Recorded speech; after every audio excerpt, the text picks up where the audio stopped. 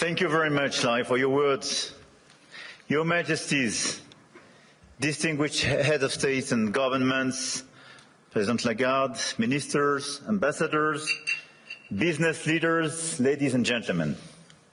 I'm extremely happy to be here, and it's great to be here, as the Financial Times would say. And it's a time of peace, stability, and predictability. So let's try to address the key challenge of this world in a few minutes' time. But it's clear that we are reaching a time of instability, of imbalances, both from the security and defense point of view and the economic point of view. Look at the situation where we are. I mean, a shift towards autocracy against democracy, more violence, more than 60 wars in 2024, an absolute record, even if I understood a few of them were fixed. And conflict has become normalized, hybrid, expanding into new domains, space, digital, information, cyber, trade, and so on. It's as well a shift towards a world without rules, where international law is trampled underfoot, and where the only law that seems to matter is that of the strongest, and imperial ambitions are resurfacing. Obviously, the Russian war of aggression against Ukraine, which will enter into its 4th year next month, and conflicts continue in the Middle East and across Africa. This is as well a shift towards a world without effective collective governance, and where multilateralism is weakened by powers that obstruct it or turn away from it, and rules are undermined. And I can multiply the examples of international bodies weakened or left by the key economies. And when we look at the situation, it's clearly a very concerning time, because we are killing the structure where we can fix the situation and the common challenges we have. Without collective governance, cooperation gives way to relentless competition. Competition from the United States of America through trade agreements that undermine our export interests, demand maximum concessions, and openly aim to weaken and subordinate Europe, combined with an endless accumulation of new tariffs that are fundamentally unacceptable, even more so when they are used as leverage against territorial sovereignty. And competition from China, where massive excess capacities or distortive practices threaten to overwhelm entire industrial and commercial sectors. Export control has become more dangerous new tools, destabilizing global trade and the international system. And the answer, in order to fix this issue, is more cooperation and building new approaches. And it's clearly building more economic sovereignty and strategic autonomy, especially for the Europeans, which is for me the core answer. In this context, I want to exclude 2 approaches. The first approach would be to passively accept the law of the strongest, leading to vassalization and bloc politics. I think accepting a sort of new colonial approach doesn't make sense. And all the head of state and government and business leaders, which would be too complacent with such an approach, will take a huge responsibility. The second will be to adopt a purely moral posture, limiting ourselves to commentary. That path would condemn us to marginalization and powerlessness. Faced with the brutalization of the world, France and Europe must defend an effective multilateralism, because it serves our interests and those of all who refuse to submit to the rule of force. And for me, the 2 answers are, on one side, more sovereignty and more autonomy for the Europeans. On the other side, an efficient multilateralism to deliver results through cooperation. Obviously, France and Europe are attached to national sovereignty and independence, to the United Nations and to its Charter. And it's not an old-fashioned way to live multilateralism. It's just not to totally forget what we learned from the Second World War and remain committed to cooperation. And this is also because of those principles that we have decided to join the mutual exercise in Greenland without threatening anyone, but just supporting an ally and another European country, Denmark.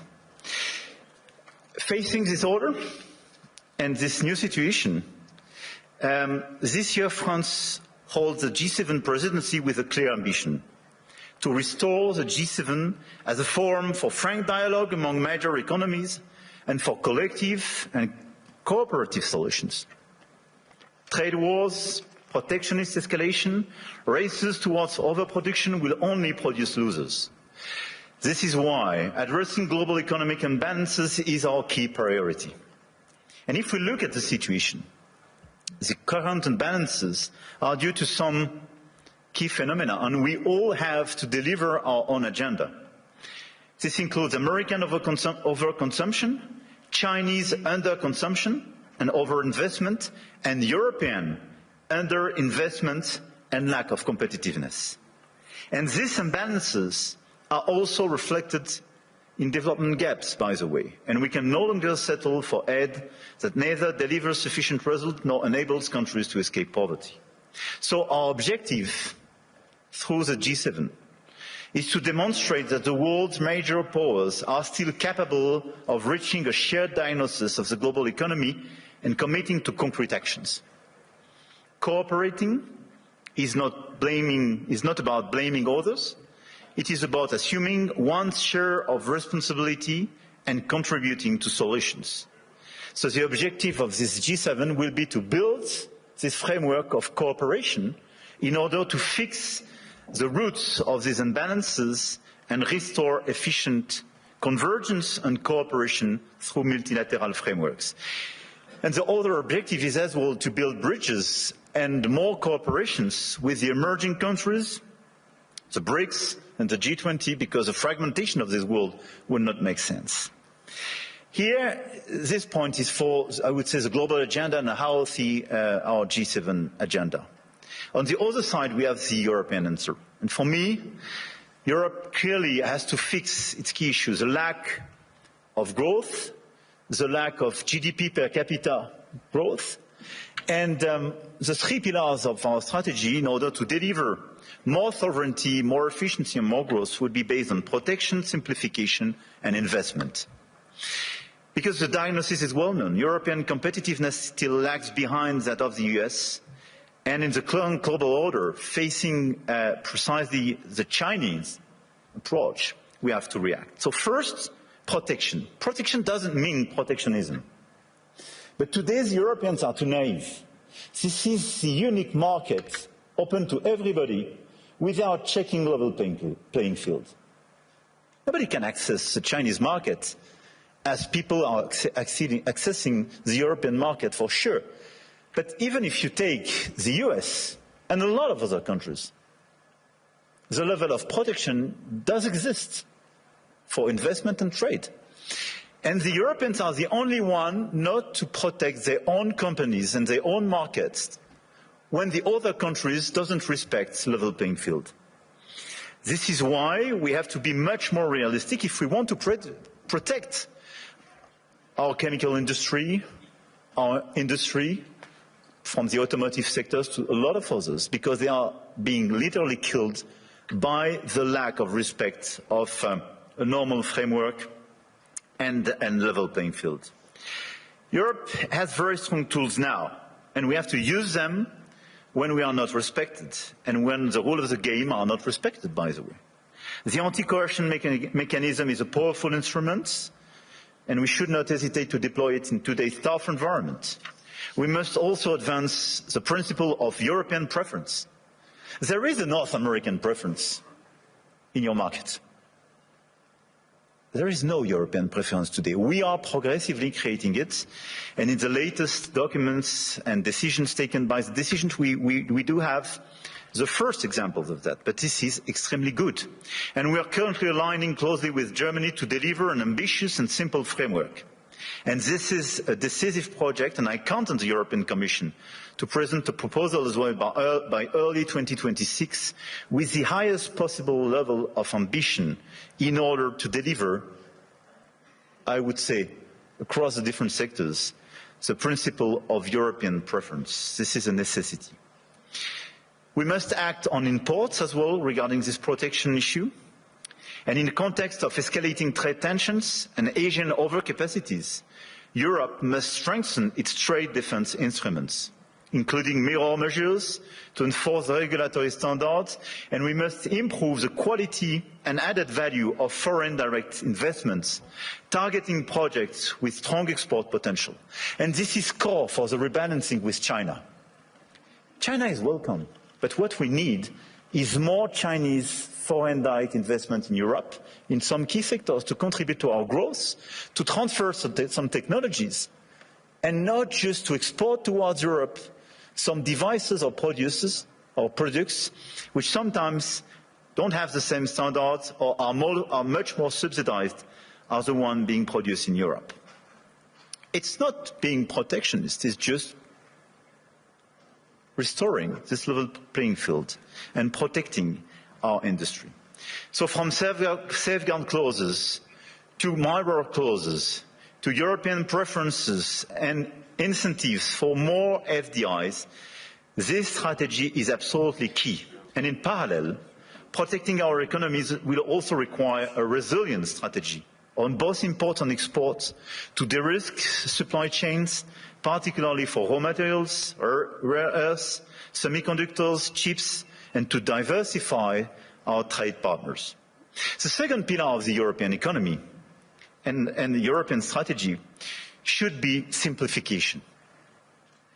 And when I speak about simplification, we started with CSRD, CSDDD, and we have to do much more on different sectors, and we did it during the past few weeks on automotive, and we have to do it on chemical, digital, AI, banking, and so on.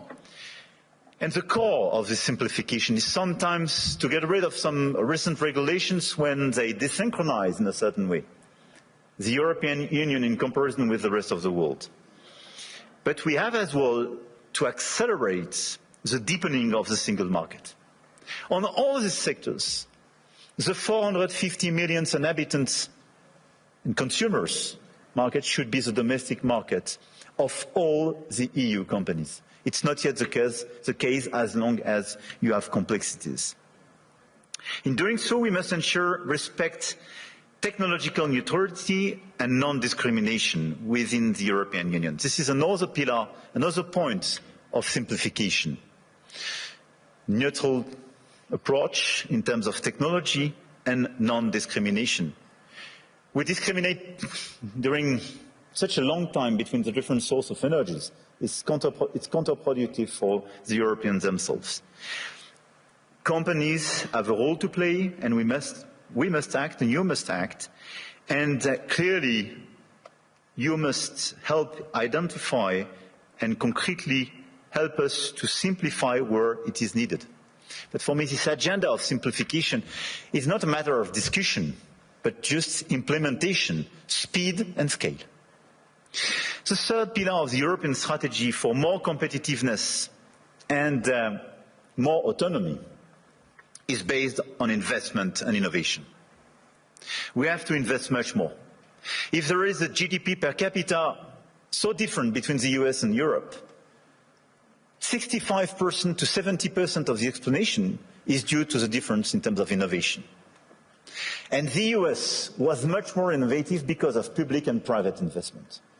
So in our budget for the months to come, because we will negotiate during the years, this year in Europe, we have to invest much more money in the critical sectors where the innovation will be made. AI, quantum, green tech, but as well defense and security.